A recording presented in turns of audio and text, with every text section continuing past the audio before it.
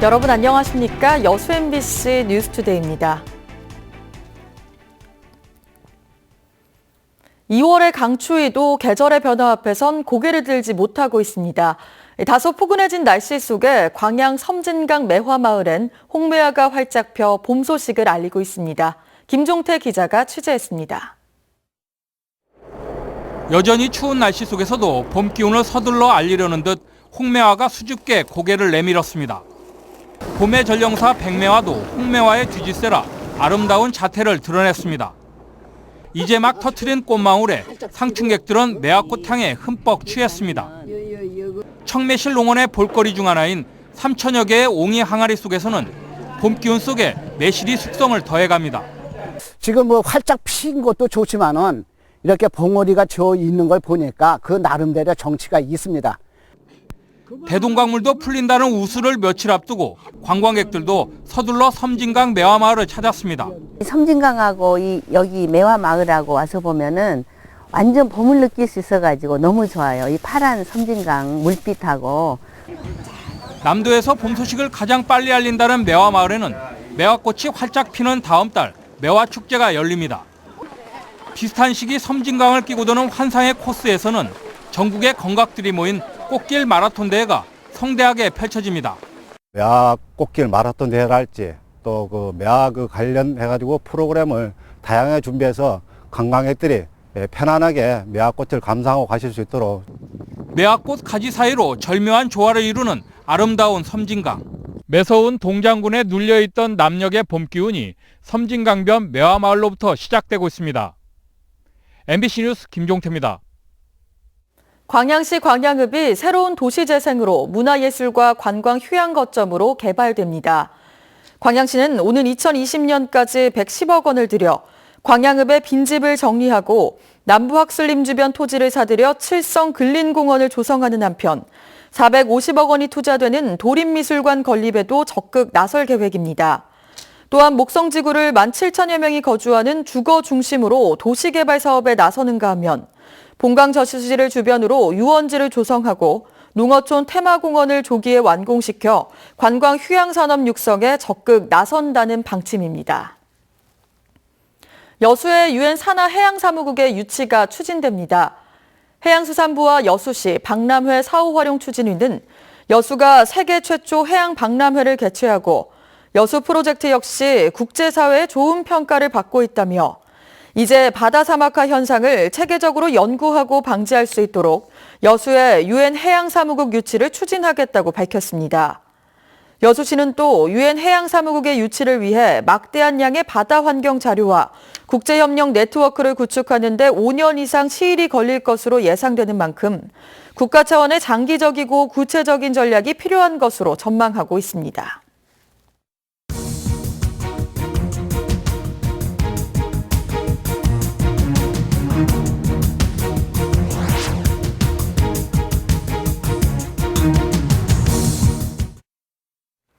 저희 여수, 광주, 목포 MBC는 지난 6주 동안 야야 대권 주자들과의 특별한 대담을 통해 새로운 대한민국에 대한 생각을 들어봤습니다. 이번에는 이들 대선 주자 6명의 비전과 정책을 비교해 보겠습니다. 오늘은 첫 순서로 대선에 임하는 각오와 본인들이 생각하는 경쟁력입니다. 박수인 기자입니다. 대선 주자들은 여야에 상관없이 올해 대선은 과거의 적폐를 청산하고 촛불 민심을 실현하는 과정이라고 말했습니다. 대선의 가장 큰 화두로 많은 주자들이 정의와 공정한 사회를 꼽았습니다. 안희정 충남지사는 민주주의 복원을, 안철수 국민의당 전 대표는 미래에 대한 대비를 화두로 삼았습니다. 자신이 왜 대통령이 돼야 하는지 안희정 지사는 세대와 시대를 교체하겠다고 말했고 문재인 전 대표와 안철수 전 대표는 이른바 준비된 후보론을 내세웠습니다. 이재명 시장은 부패 척결의 적임자임을 강조했고 유승민 바른정당 의원은 정의와 민주적 가치를 지키는 새로운 보수를 실현하겠다고 말했습니다. 보수 정권으로 집권을 했는데 국민들한테 안보든 경제든 많은 실망을 드리는 걸 보고 정말 보수가 진짜 이제는 과거와 다른 새로운 보수를 해야 되겠다. 그런 생각이 굉장히 강했고 자신의 가장 큰 경쟁력으로 손학규 의장은 조화와 안정된 리더십을, 안철수 전 대표는 다당 구도를 만들어낸 정치적 성과를 내세웠습니다.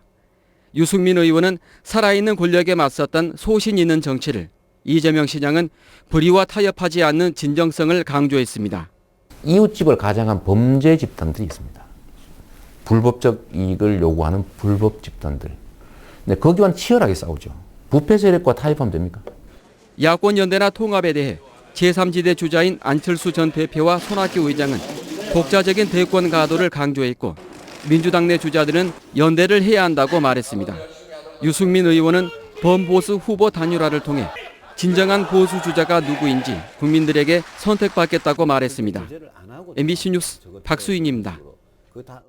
광양 경제자유구역 내 복합 업무단지에 투자자가 없어 경제자유구역 지정이 해제될 위기에 놓였습니다.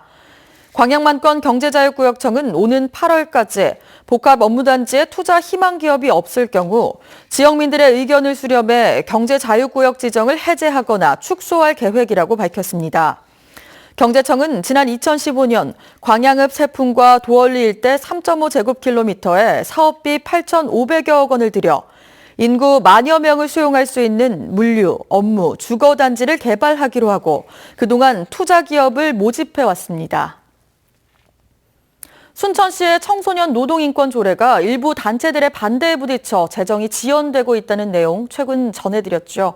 전국 곳곳에서 이런 일이 발생하고 있는데 반대 이유 중에는 황당한 내용도 들어있습니다. 문영철 기자입니다.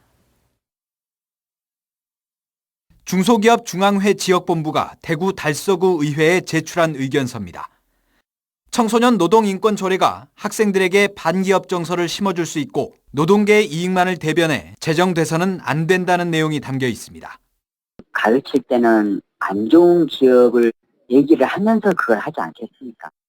또 다른 의견서에는 기존 질서를 붕괴시키려는 의도라거나 심지어 동성애를 조장할 수 있다는 문구가 발견됩니다. 결국 해당 조례안은 새누리당 의원들의 반대로 상임위에서 심의가 보류됐습니다. 국회의원들한테 일일이 찾아가서 막 하니까 선출직 의원이다 보니까 부담이 생기니까 구의원들한테도 그렇게 말씀을 하시고 그래서. 인천과 대구에 이어 최근에는 순천시에서도 조례 제정에 발목이 잡힌 상황. 청소년 노동인권 조례가 전국적으로 확산되자 일부 소상공인 종교단체가 저지를 본격화하는 모양새입니다. 하지만 청소년 보호를 위한 조례에 이념이나 사상 논리까지 끌어들이는 건 명분이 없다는 지적이 나옵니다. 아무 저항 능력이 없는 청소년들한테 수업에도 도움을 주자 하는 차원에서 한 건데 인권 조례가 통과가 되면 왜 노자 갈등을 부추기냐, 뭐 원인이나 이유나 알고나 얘기하는 거냐. 한편 반대에 부딪힌 순천시 청소년 노동인권 조례안은 집행부 발의가 아닌 의원 발의로 추진될 가능성이 커지고 있습니다. 청년이 행복한 도시를 슬로건으로 내건 순천시의 정책이 흔들리는 모습에 우려의 목소리가 나오고 있습니다. MBC 뉴스 문형철입니다. 해남군이 추진하고 있는 대응사건 관광정책이 표류하고 있습니다. 서남권 최고의 관광 여건을 갖추고 있지만 주민 의견을 통합할 리더십 부재로 각종 투자 정책이 난항을 거듭하고 있습니다. 신광하 기자가 보도합니다. 해남군 대흥사지구에 있는 해남 온천랜드 건물입니다. 목욕탕과 숙박시설, 대규모 회의실을 갖추고 지난 2005년 영업을 시작했지만 경영난으로 폐업한 뒤 5년째 흉물로 방치되고 있습니다. 목욕시설이 사라지면서 대흥사권에서는 전지훈련팀을 제외하고는 머물렀다 가는 관광객이 많지 않습니다. 관광객들이 와가지고 등산 갔다 와서 목욕도 하고 음식도 먹고 또 인근에 있는 목포, 강진, 완도 사람들이 여기 와서 1박 2일 하고 간 사람이 많이 있어요. 해남군이 건물 활용 용역을 실시했지만 군수가 구속되면서 후속 계획은 진행되지 못하고 있습니다. 매입을 전제로 한 용역 결과 매입과 리모델링에 드는 사업비는 최소 59억 원에서 최대 110억 원에 달하지만 사업 타당성은 있는 것으로 평가됐습니다. 주민 의견도 찬성이 많지만 해남읍 상인들을 중심으로 한 반대 여론과 대흥사 권역 내 상인들의 의견도 엇갈리고 있습니다. 오랫동안 방치됐던 해남 온천랜드의 활성화 방안을 고민하여 추진을 한다면 해남읍 상권 회복과 경제에 많은 도움이 될 것으로 기대합니다. 천년고찰과 1.6km의 산기슭을 따라 타도해를 조망할 수 있는 케이블카, 남도의 정취를 가득 담은 맛집 등 풍부한 관광 여건을 갖춘 해남 대흥사권역. 최종 결정권자인 군수 부재가 장기화되면서 관광 정책마저도 표류하고 있습니다. MBC 뉴스 신광하입니다. 전국적으로 확산하고 있는 구제역 차단을 위해 전라남도가 백신 추가 접종에 나섭니다. 전라남도는 도내에서 사육하는 소 48만 6천 마리에 구제역 백신 접종을 완료한 데 이어 돼지 등 다른 가축에 대해서도 오는 17일까지 예방접종을 실시할 계획이라고 밝혔습니다. 전라남도는 앞으로 소 사육농가 전체를 대상으로 체열 검사를 진행한 뒤 항체 형성률이 저조한 농가에는 과태료를 부과할 방침입니다. 전남과 제주를 오가는 여객선 이용객이 10% 가까이 증가했습니다. 전라남도에 따르면 지난해 전남과 제주를 오가는 여객선 이용객은 전년에 비해 9.2% 증가한 154만 명을 기록했습니다. 지역별로는 목포항이 전체 이용자의 44%, 완도항이 34%를 차지한 반면 여수신항은 9%, 고흥 녹동항은 8%에 그쳤습니다. 한편 지난해 10월 중단됐던 장흥과 제주를 오가는 여객선은 오는 8월쯤 재취항할 예정입니다. 지역 청소년들이 전국 각지의 이충무공 유적지를 탐방하는 역사교육 프로그램이 운영됩니다. 순천시에 따르면 순천의 역사문화연구원이 기획한 우리가 다시 쓰는 이순신 전라자수형 원정대 프로그램이 최근 문화재청 주관 공모사업에 선정돼 본격적인 시행을 준비하고 있습니다. 이 프로그램은 아산 현충사에서 발대식을 가졌습니다.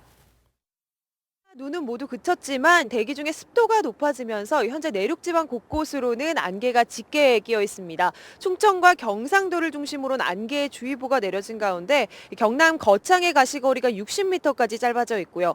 이천과 공주가 100m를 보이고 있습니다. 여기에 일부 남부 지역을 중심으로 공기가 탁하고요. 중부지방도 오전 한때 미세먼지가 짙어질 수 있겠습니다.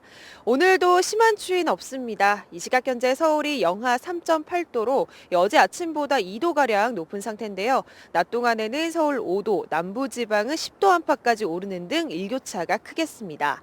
출근길 자세한 현재 기온 보시면요. 서울 영하 3.8도, 전주 영하 0.7도로 어제 아침보다 조금 높은데요. 한낮에는 서울 5도, 부산 11도 안팎까지 오르겠습니다. 당분간 동해안을 중심으로 건조한 날씨가 이어지겠고요. 모레 밤부터는 수도권을 시작으로 금요일에는 전국에 또다시 비가 내릴 전망입니다. 날씨였습니다.